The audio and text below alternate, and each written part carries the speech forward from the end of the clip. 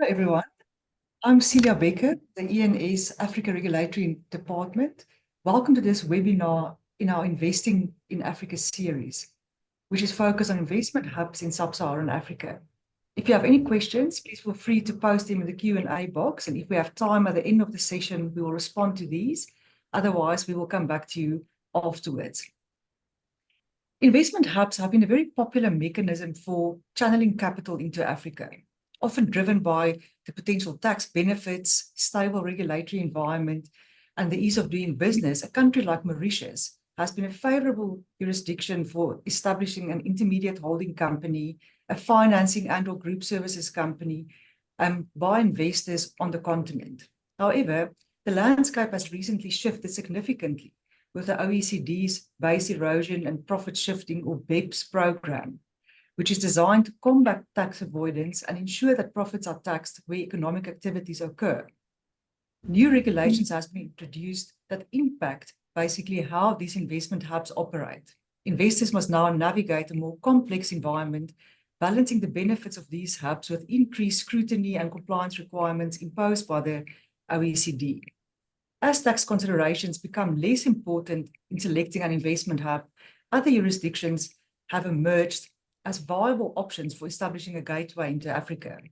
I'm joined today by a panel of ENS experts to discuss this in further detail and how these developments are impacting investors in Africa. I'm pleased to introduce you to Davina Butna from ENS Mauritius, George Mutia from ENS Kenya, Tironei Fashwanayo from ENS Rwanda, and Mangaliso Nzimande from ENS South Africa. Welcome, everyone, and we look forward to our discussion. So, Davina, if I could start with you. Mauritius has long been a favorite among South African, but also other international investors into the rest of Africa, thanks to its beneficial tax regime. However, Mauritius had to make some changes to this regime in 2018 to comply with the OECD requirements, and it also spent some time on the FATF grey list from February 2020 to October 2021. How has this affected Mauritius' status as an investment hub? Have you seen any decrease in the number of international investors setting up operations or companies in Mauritius? Thank you, Celia, and hello, everyone. It is true that Mauritius has faced its fair share of challenges over the last few years, and this invariably would have impacted investors' decision as to whether to use Mauritius as a financial hub. However, despite the tax changes in 2018, it is interesting to note that there has been a steady overall increase in the number of companies with a global business license. As a reminder, these are companies that are tax resident in Mauritius. On the other hand, authorized companies that may be incorporated in Mauritius but that are not tax resident in Mauritius, has not proven as popular. Perhaps it shows that as Mauritius tries to shift away from its reputation as a tax haven, equally, the investors that do use Mauritius are increasingly conscious that even if tax is the primary focus in using Mauritius, it cannot be the only factor and must be tempered with other considerations such as substance. Whilst tax has always been a significant part of the attractiveness of Mauritius as an investment hub, I think the change in tax regime came at the right time because it reflects the shift in the global mindset towards tax. Rightly or wrongly, discussions around tax are no longer a legal debate, but also a moral one. As for the grey list, there is no doubt that it's been challenging to operate under increased monitoring, especially during COVID. However, I think that both the authorities and the private sector have worked incredibly hard to get Mauritius off the grey list in a relatively short time frame.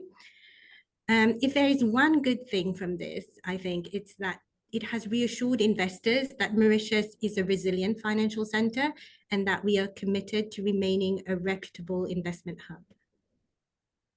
Thanks, Davina. Mangaliso, over to you.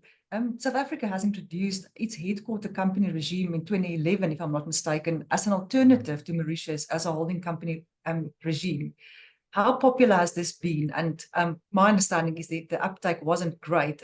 But what is your experience in this regard, and what are the reasons for this potential low uptake?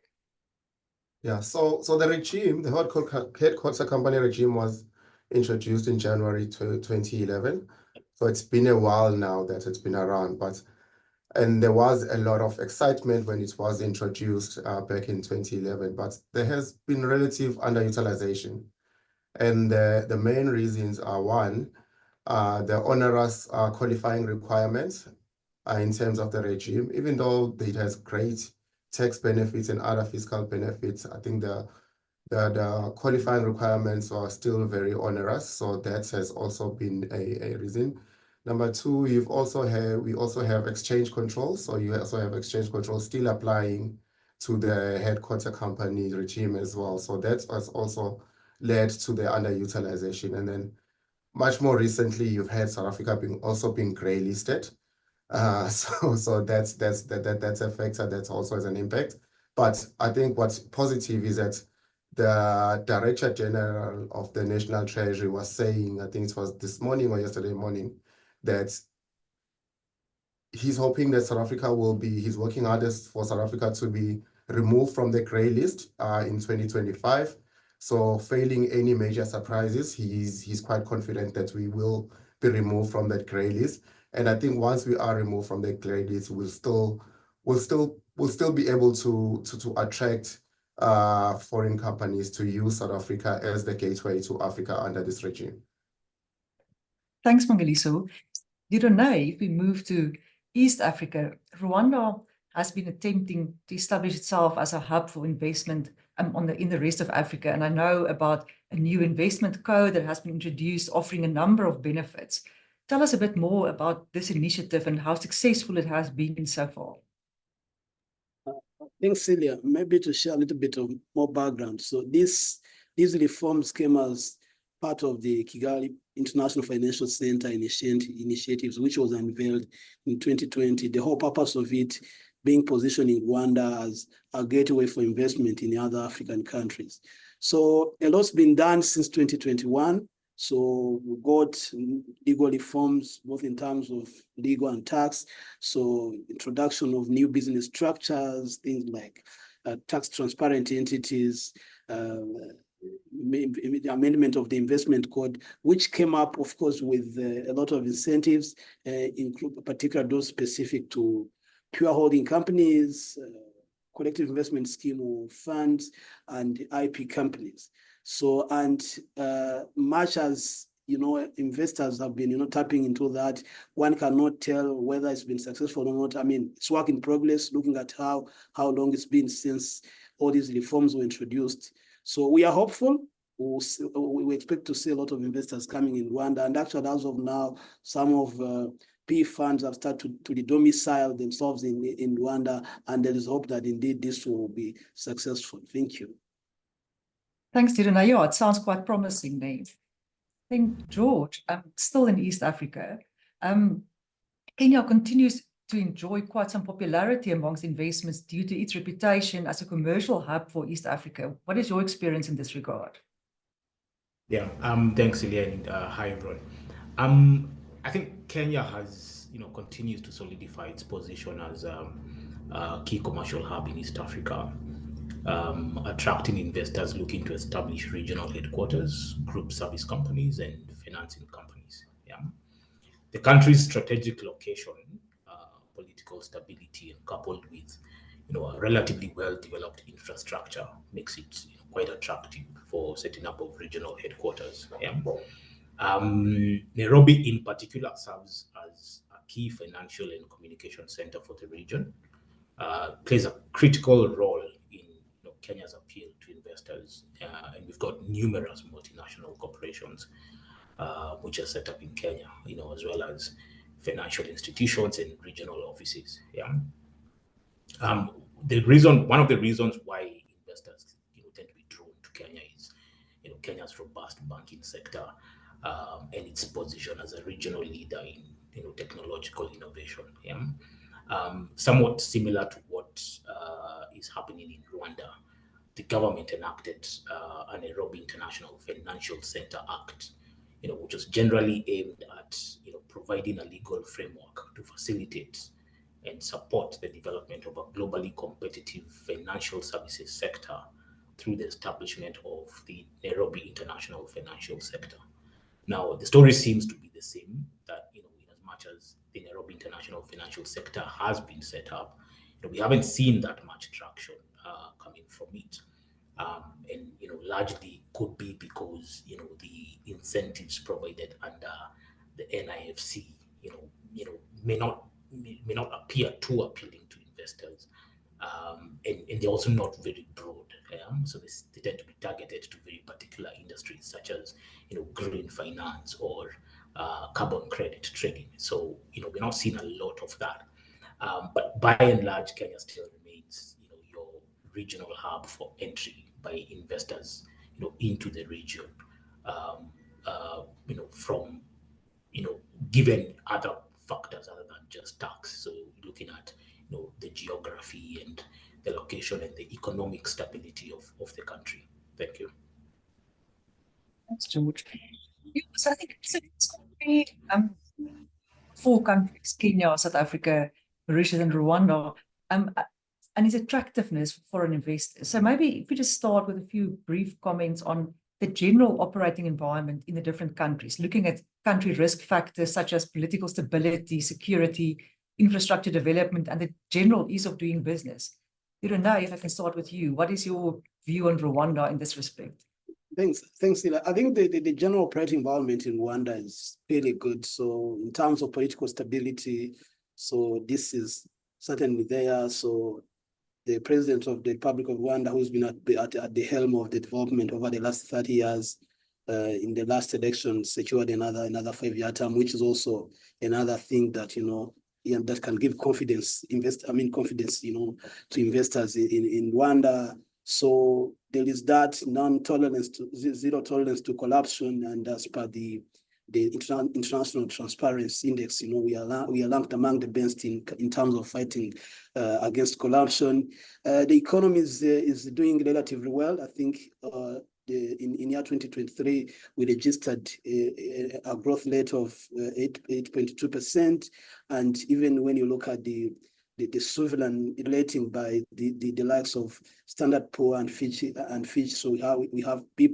So, and when you look at all those things, it's clearly gives some sort of hope in terms of the general operating environment in Rwanda. Then there's also this ease of doing business. We have a one-stop shop where we can register business in a record time, be able to get the license from the various regulators under one roof. And if you look at all those things, I would say that indeed the environment is quite conducive. Thank you.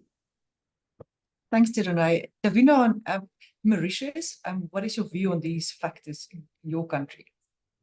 So Mauritius is known for its favorable business climate, with access to tax treaties, to free trade agreements, and membership to trade blocs such as COMESA and SADC. The World Bank's Ease of Doing Business Index frequently ranks Mauritius amongst the top African countries for business operations. The government has implemented various reforms to simplify business processes, such as streamlining procedures for starting a business, getting permits, and paying taxes. So I think overall we are in a good position. That said, there are always areas for improvement, such as regulatory efficiency, increased tax rate, and cost competitiveness. Thanks, Thank you. Lisa.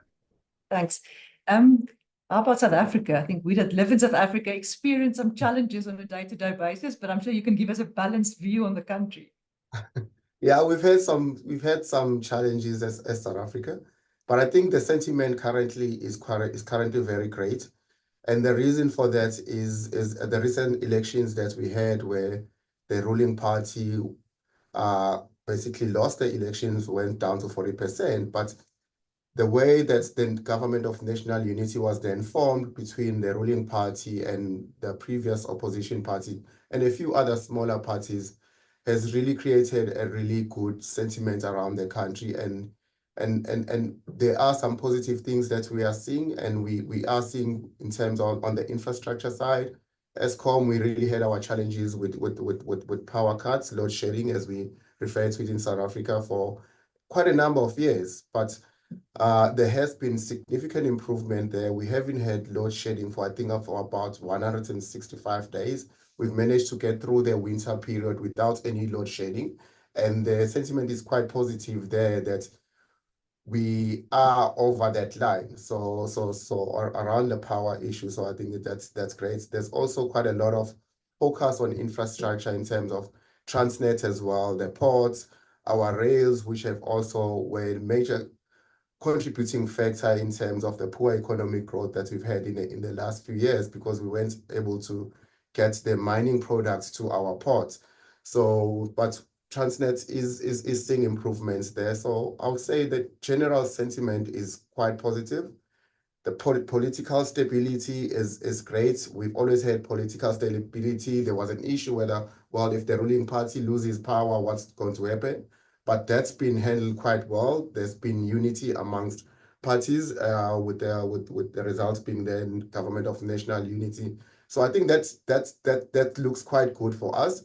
I'm hoping that sentiment will continue, but the government is starting to work, and I think the competition between the different ministers from the different parties is really causing everyone to really stand up and be counted. So that it's quite great from a South Africa perspective. We do have our quite extensive tax treaty network as well in Africa and across the world. So that has always stood us in good cause in terms of the ease of doing business and resolving issues as well. We had issues around red tape, which was an issue that the government was looking at, but we are seeing improvement there.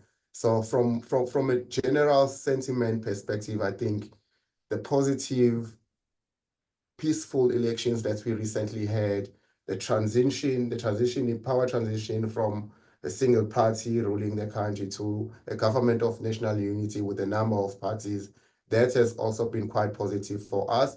And I think from a business perspective as well, people are quite positive about the sentiment around doing business in South Africa. Thanks, Mngeli. So, George, how about Kenya?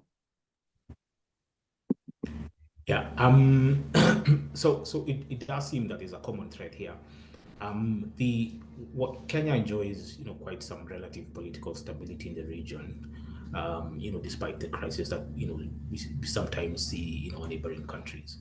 Our last election was in 2022, and, the handover was, by and large, quite peaceful.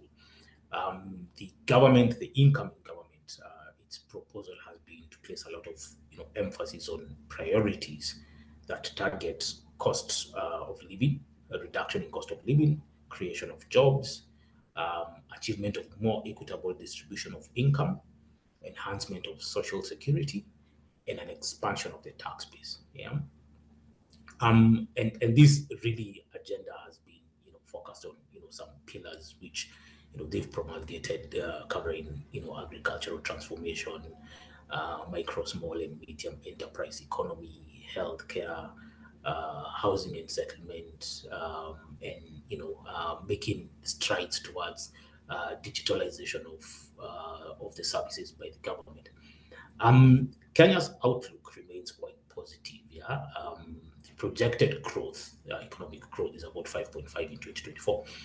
Coming from a 4.8% growth in 2022, which seems quite promising. Especially considering that the country is still reeling from post-COVID effects. Yeah. From a doing business perspective, I think one of the final publications by World Bank, ranked Kenya, at around 56 out of 190 countries, which was quite an improvement from where Kenya was coming from, initially. And this has been achieved, largely through some improvements in the parameters that the doing business guide would be looking at. Say, for instance, if you're looking at starting a business in Kenya, what the government has done is that stamp duty costs have been removed on registration. The procedures required to start up, a lot of them have also been merged to sort of reduce the process for setting up an entity. From a paying taxes perspective, Kenya has implemented an online platform called iTax, which is now used for filing and payment of taxes, registration of property, in terms of real estate property. The government has introduced an online system to clear land rent and rates, and also make it easier to do registrations and increase the transparency at its land registry and records. So, I mean, just looking at it from a global perspective, Kenya has made quite some strides in making the environment quite investor friendly. Yeah, there are still some challenges. We recently had a lot of mass action from the proposed legislation of new taxes, which the public felt the government was increasing without doing adequate public participation. But that seems to have died down the creation of government of national unity. I think somewhat similar to what is going on in South Africa. Thank you. George. I know it's keen to hear about the comparison of the tax treatment of these companies in the different countries, but I think maybe one more general question before we head there. If you just drill down a bit into the legal and regulatory environment, and I think my question is, how do you see the efficiency, transparency, and sophistication of your legal and regulatory environment, looking at enforceability of contracts, dispute resolution, issues like corruption, international perception of the jurisdiction, and so on? Davina, maybe if I can start with you. Sure. At the risk of sounding biased, I do think Mauritius overall is a safe place to conduct business. It currently adheres to international standards with an established regulatory framework to combat money laundering and terrorist financing. We have a hybrid legal system governed by both the French Code Napoleon and the British common law. We also retained our right to appeal to the Privy Council of the United Kingdom. And whilst it may be regarded as a tax haven, Mauritius's implementation of the OECD's recommendation is testament to its commitment to changing this narrative. Thanks, Davina. Mangaliso, how about South Africa? So South Africa has a very well-developed legal and regulatory environment. In fact, we pride ourselves on the independence of our judiciary being able to rule against any of the government officials, including the president himself as well. So we've got a very well entrenched legal environment, and as I said, it's the independence of our judiciary is world class. With the constitutional courts being the Supreme Courts basically on all matters now. Previously it was constitutional matters, but now they've broadened their scope and being able to take on matters. So from a legal and judiciary perspective, very well established, very well tested as well. So I'm quite happy there, even though I might sound biased, but I'm quite happy because that's our judiciary has been tried and tested, the legal and regulatory environment.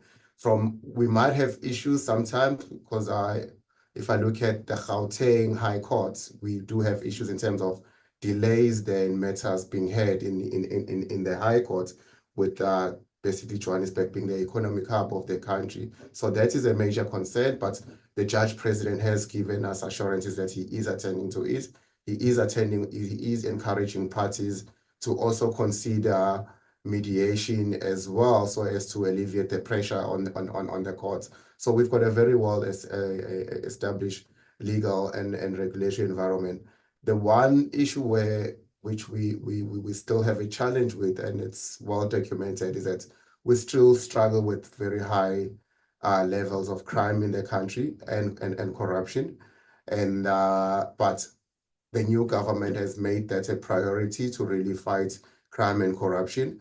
And we did have the State Capture Commission last year, which looked around the issues of corruption on state capture, where state entities were basically captured by individuals. So it is being looked at. But other than that, I think we have a very well-established legal and regulatory environment. Thanks, Mangaliso. George, tell us about Kenya.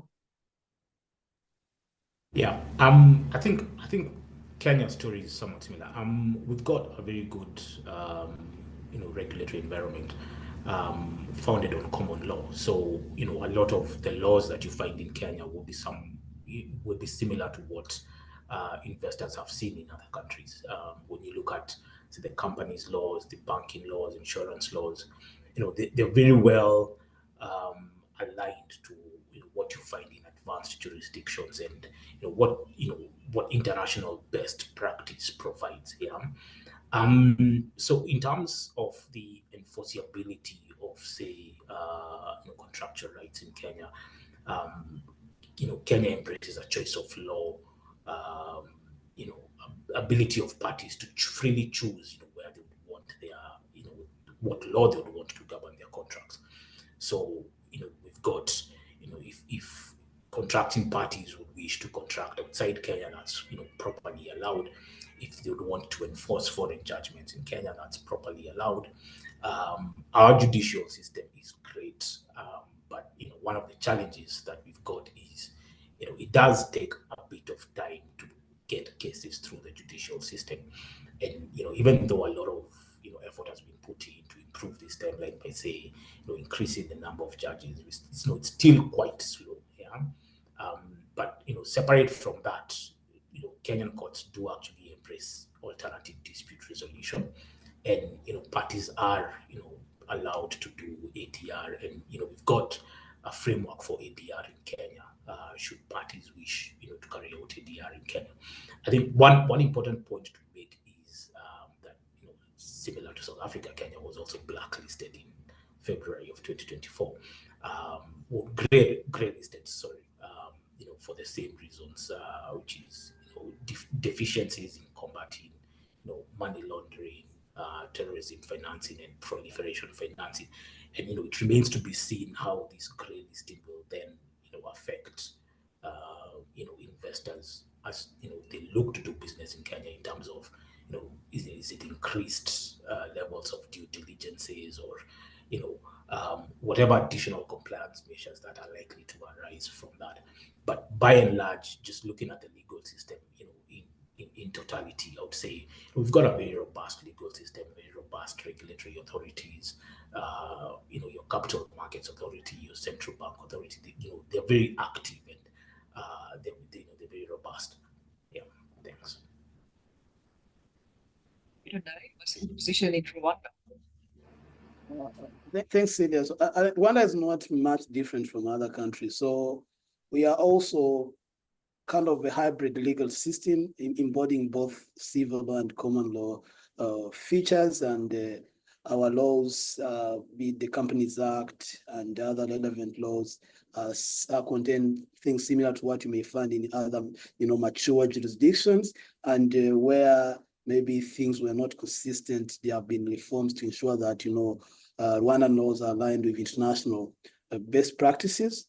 In terms of enforceability of court judgment, arbitral awards, so Rwanda is actually an arbitration-friendly jurisdiction. We adhere to the New York Convention on Recognition and Enforcement of Foreign Arbitral Awards, so which means that, investors can have confidence that, if they deal with a Rwandan party and there is an arbitral award to be enforced in Rwanda, to be enforced. In terms of the judiciary, we have specialized courts to deal with business cases, commercial courts from Commercial Court and the Commercial High Court, which is also another assurance in terms of settlement of commercial disputes.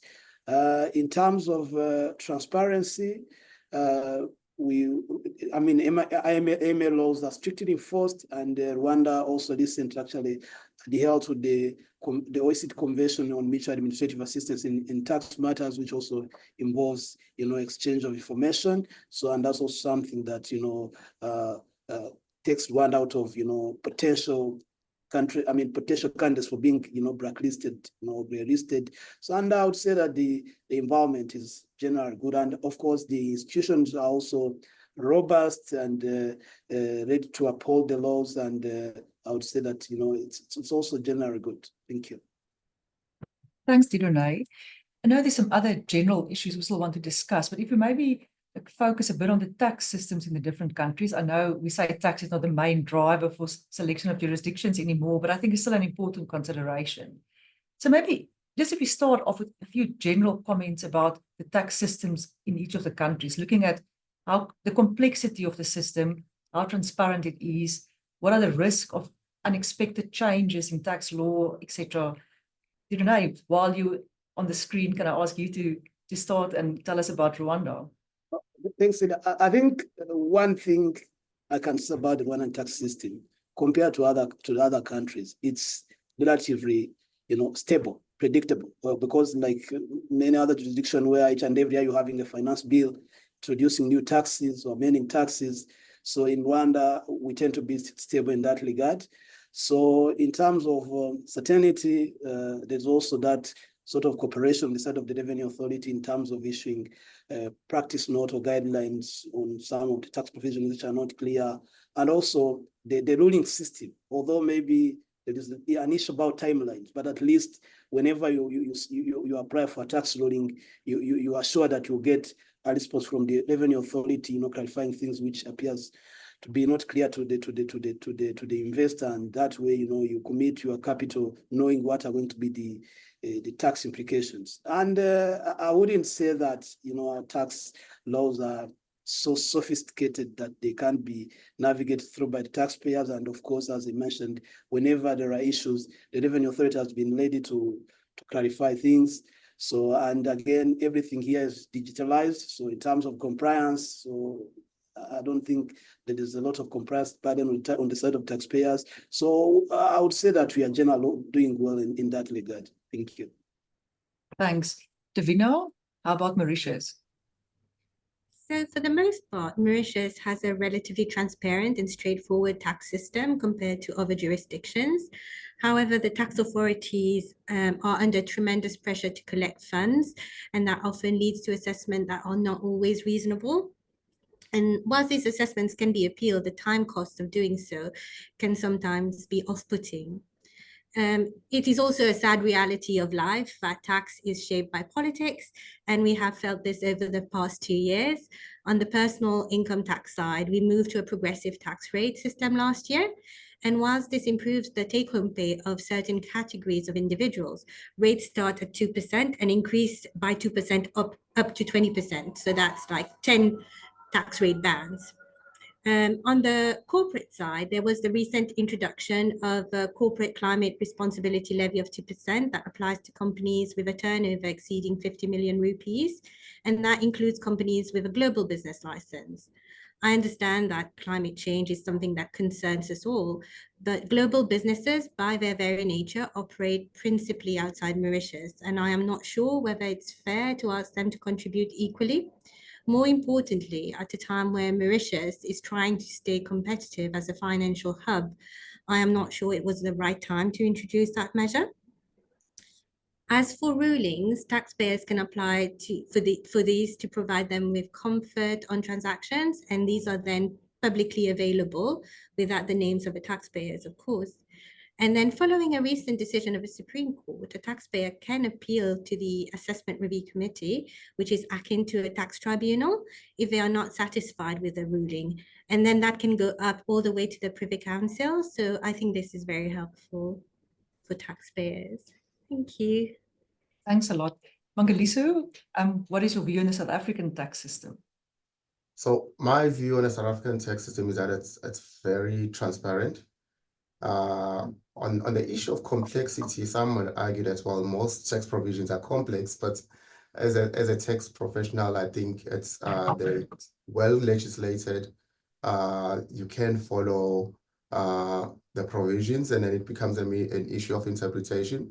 But I think we've got a very transparent tax system, and the tax provisions, even though one may debate whether or not they are complex, but they are on par with other international tax systems, especially the OECD.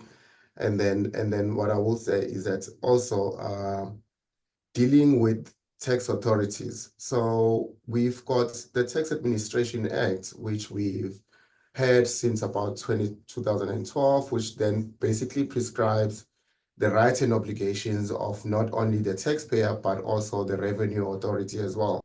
And that legislative process took quite a while because it had to pass constitutional muster. So it's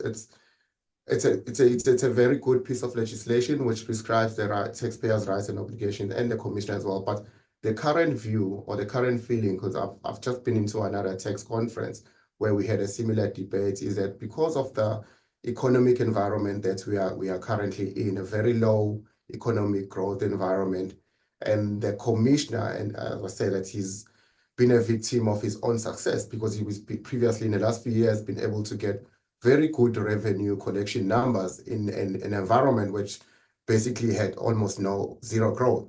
So, but now the pressure from the politicians is on him to collect even more. So we're seeing that engaging with the low-level officials, the stance is beginning to harden. It's beginning to get a bit more difficult to get them to concede things that you really think that they should be readily conceding. And also on collection, where previously you could apply for, say, suspension of payment, they're hardening their stance, and that's all because of the current economic environment we are in, which is low growth, but there's demand for more revenue. In terms of the risk of changes in law, we've got a quite extensive and well-established legislative process where bills are drafted by National Treasury. They will go through the commentary process with Parliament being involved, and then finally they've been promulgated. So we've got a very well established and thorough legislative process. So there's really very risk of surprising legislative changes being sprung up by National Treasury. So I'm quite comfortable on that side. And then on the possibility of obtaining rulings, we've had a rulings regime as well for quite a while now, and our rulings are also published as well. They are redacted so that they don't reveal the identity of the taxpayers, but they are published, and it gives certainty, because taxpayers are able to view those rulings, and they are able to, you get that comfort that if there is an interpretative issue, you are able to apply for a ruling from the Revenue Authority. Thank you so much. And George, how about Kenya? So Celia, the issue with Kenya's tax system is not so much about complexity, but rather clarity. Yeah, and a lot of the disputes that you find in Kenyan courts or Kenyan tribunals is usually more around are the provisions clear, right? I wouldn't say that Kenya's tax system is very complex in comparison to other countries. Now, one of the things that we're seeing a lot is an increased level of aggression by the Kenyan Revenue Authority, and this is largely driven by fiscal deficits, which largely are coming from external debt obligations falling due. And what the government is then doing is, rather than borrow more to settle the outstanding debt, is find ways of increasing taxes locally, and that has had its own spill-on consequences in the country, because you've had more audits. You've had the Kenya Revenue Authority doing more audits. You've had them taking more aggressive positions in terms of the tax treatment of these very unclear provisions. In terms of risk of changes in tax laws, this continues to be a problem in Kenya, to be honest. Kenya recently enacted a tax policy which is meant to guide the legislative process of how tax laws are amended and changed. And one of the things that was a real pain was in terms of predictability of tax laws. Businesses are saying, well, we've got budgets, we need to work within our budgets, so we need to sort of plan ahead. So tax laws should not change so much. But the last 2 years, we've seen a lot of changes in tax laws. We've seen numerous court cases, and there's a question that has been sent to me around the finance bill of 2024, which raised a lot of public uproar, and the president therefore didn't assent to it. The Finance Act of 2023 has been challenged in court, and there's currently a judgment by the Court of Appeal which has annulled the entire act and termed it as unconstitutional, null and void. And government has then appealed to the Supreme Court, and the hearing is slated for today. So there's all these changes that are happening, and just keeping abreast of what's going on. It then becomes quite a task for most businesses. Like I said, when you then see, this aggressiveness by the tax authority in terms of trying to collect as much as possible to breach the fiscal deficit, it also plays out in the rulings that the revenue authority gives, because what then you then now tend to see in practice when a taxpayer applies for a private ruling, the KRAs will tend to the view that results to tax collections on their part. So there's a question around how objective these private rulings tend to be, and how much reliance can be placed on them. I think thankfully we operate a self-assessment system, meaning whilst a private ruling is binding on the KRA, it's really not binding on a taxpayer, and a taxpayer may take a completely different view if they so wish, and they might want to defend it should it then give rise to a dispute at a later point. Yeah, thank you.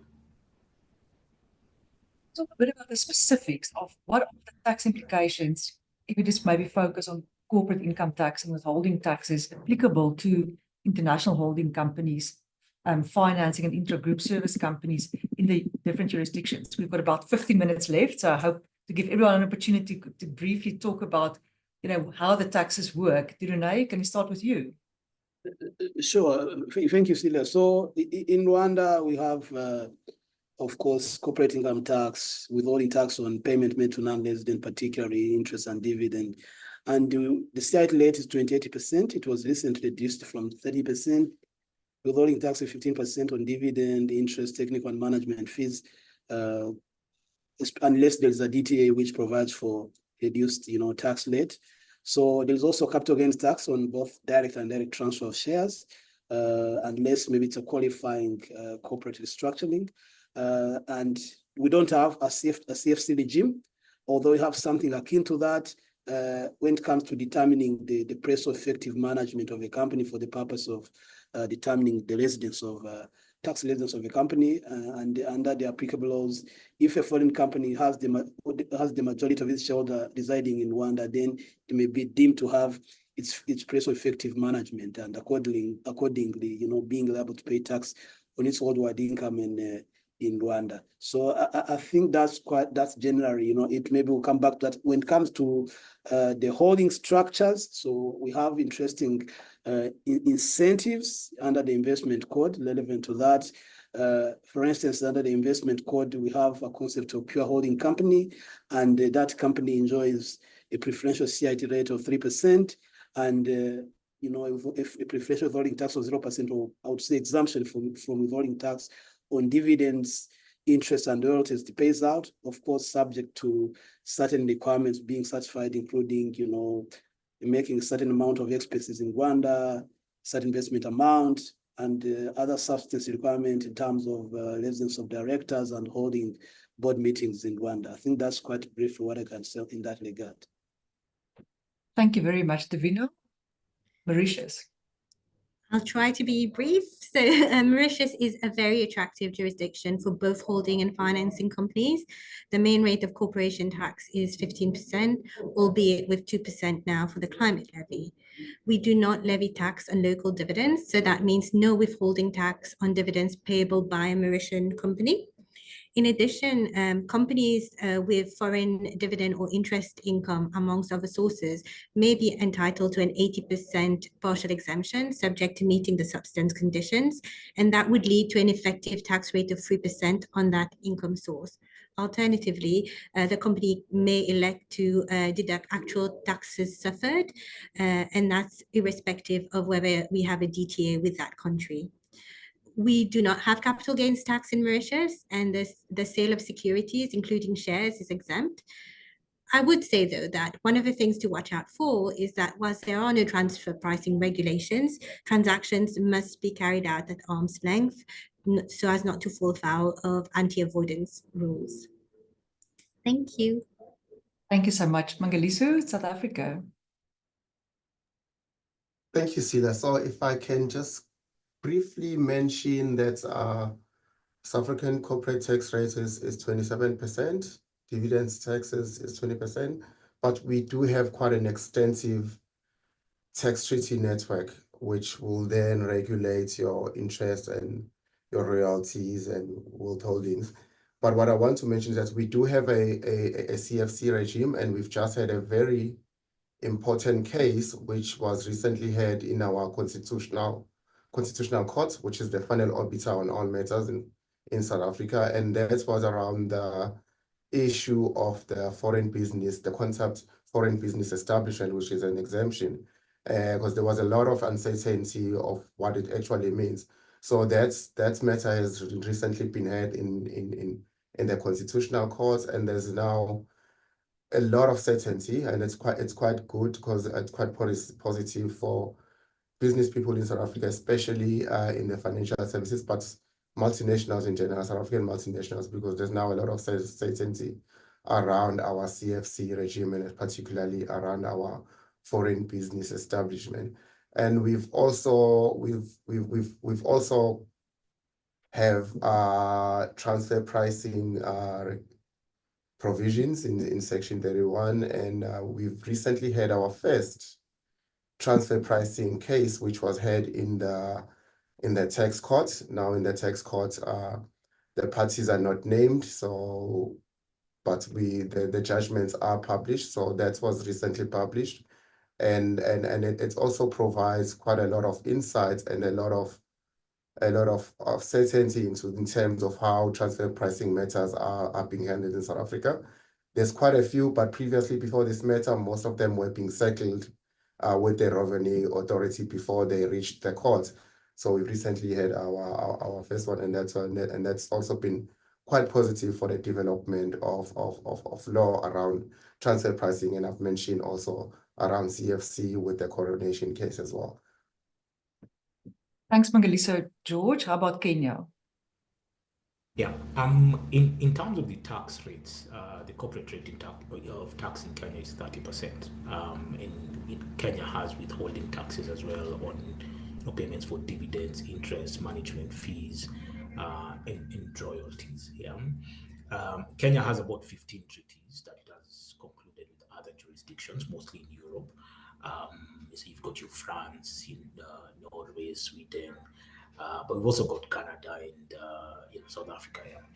Now, whilst having the treaties is a great thing, Kenya's local laws have what you call limitation of treaty benefits rules, which require that for a treaty to kick in, then at least 50% of the underlying ownership of the entity in that other country should be held by individuals resident in that other country. So it's all well and good when you've got a treaty, but there's all these conditions that have to be met. Either have that underlying ownership requirement met, or be a listed entity in that other country. Currently, we don't have CFC rules in Kenya as it is. Kenya has transfer pricing rules, which require transactions to be at arm's length between a Kenyan entity, whether a branch or a company, and a related entity outside Kenya. Yeah. I think in terms of just overall comments around would Kenya make a good holding company? I think most investors look at it from a non-tax perspective, because if you compare then Kenya with what Davina has just explained about Mauritius, then you see Kenya is lagging a bit, because we've got capital gains tax at about 15% on any sale of shares or any sale of property. So most investors tend to look at it beyond just the tax and say, okay, what else is there to be gained by having a Kenya entity? When you look at an investment holding jurisdiction, the availability of tax treaties is quite important. So, and I think since we're specifically focusing on investment into the rest of Africa, can we just whip around the table and answer two quick questions? The one is, with how many other African countries does your country have tax treaties? And how has your country implemented the multinational instrument provided for by the OECD? George, while you're still there, can we start with you? Thank you, Celia. I think Kenya has treaties with South Africa and Zambia. There is a treaty with the other East African countries, but it has not been concluded yet. Recently, as recent as I think early this year, the cabinet approved the ratification of the MLI. Yeah. Thank you. Thank you. So, number of treaties that South Africa has with the rest of Africa. Thanks, Ila. So we also have quite an extensive network as well. We've got about 26 treaties with the rest of the African countries as well. So which is quite extensive. And so yeah, so I think that's then positions South Africa quite well as an investment hub into the rest of Africa. The only issue that which I mentioned earlier on is that we still have challenges around exchange control still being applicable to the headquarter company regime. So which is also limited the utilization of the regime. But in terms of the treaty network, we've got quite an extensive treaty network in South Africa. I haven't really done a comparison as to if there is any other country that has more in Africa. But I think if there is, we would certainly be in the top 3 or top 5 as well. Thanks. And South Africa has implemented a multilateral instrument, if I'm not mistaken. Yes. Perfect. Davina, how about Mauritius? So we have around 15 DTAs with other African jurisdictions and have 6 more being ratified. And Mauritius has elected to apply the MLI to 44 out of 46 of its treaties. Thanks. Didonai, how about Rwanda? Thanks, Celia. As of today, Rwanda has DTAs with 8 African countries, and I understand that it is considering entering into DTAs with other African countries, including Senegal, Mozambique, Cameroon, and some have actually reached the stage of negotiation. It has not yet acceded to the multilateral instrument. Not sure there is even the plan to do that. But maybe something worth mentioning is that, the recent DTAs are based on the latest model of the OECD Model Convention, or maybe the UN Model Tax Convention, and includes, the famous preamble about anti-treaty shopping and the principal purpose test, as an anti-avoidance provision. Thank you so much. I see one of the questions that came up is about the availability of foreign currency in the different countries. I think we still wanted to talk about the banking system in the different countries, but I think we've pretty much run out of time. But maybe if I can open the floor to our panelists, would any one of, because obviously South Africa has exchange control rules, and if I'm not mistaken, of the 4 countries represented here today, South Africa is the only country with exchange control rules. Correct me if I'm wrong. But I think maybe, is there any one of the countries represented here where there are sometimes an experience of shortages of foreign currency and repatriating hard currency from the country? I don't know if any one of you have experience in that regard. Hi, Celia. So, I mean, we don't have foreign currency regulations in Kenya as it is, yeah. But towards late last year, early this year, there were some currency shortages, specifically USD. But this has seemed to sort itself out. The government got into what they called a government-to-government deal for purchase of oil, meaning that now the banks didn't have to try and mop up foreign exchange from the market, but the government would be purchasing directly from the buyers directly. So it's unclear whether that is what has resolved the issue, or whether it was the government subsequently borrowing more USD. But it has resolved itself some way. Stephen. Didonai, what is your experience in Rwanda? Have you seen any shortages of currency in the recent past? Well, I wouldn't say that there have been shortages as such, but the issue is, as you may be aware, and it's across the continent, the dollar, I mean, local currencies have been heavily depreciating against the dollar, so which has made, the ability of obtaining hard currencies being a bit tricky, but the government have been doing whatever that is possible to make sure that, dollars are made, available, especially for people importing or those making, profit repatriation. And unless maybe your bank does not have sufficient hard currency, but there is no restriction in terms of repatriating profits in in hard currency. And of course, with the, the initiative that's been taken by the government in terms of promoting export and the service industry, particularly MICE, tourism and high-end tourism, we can see this issue also maybe being solved for good. Excellent. Thank you, everyone. I think if we can end off with everyone maybe telling me one particular strength and one particular challenge of your country that you think would influence investors' ability or decision to invest in your country as an intermediate holding company, financing company, or services company. Dironay, while you're on the screen, what would you say about Rwanda? Well, I think there are two things. Number one, we have a very strong leadership, and that warrants, certain level of political stability and security. And then when it comes to what I would call a downside, it's maybe that, ours is in a bit early stage compared to other markets. So, and some of the things may not be tested, but generally the outlook is good, and investors should come to Rwanda. Thank you. Davina, how about Mauritius? I would say investors should come to Mauritius, but I think one of the challenges will be the raise in the rate of corporate tax.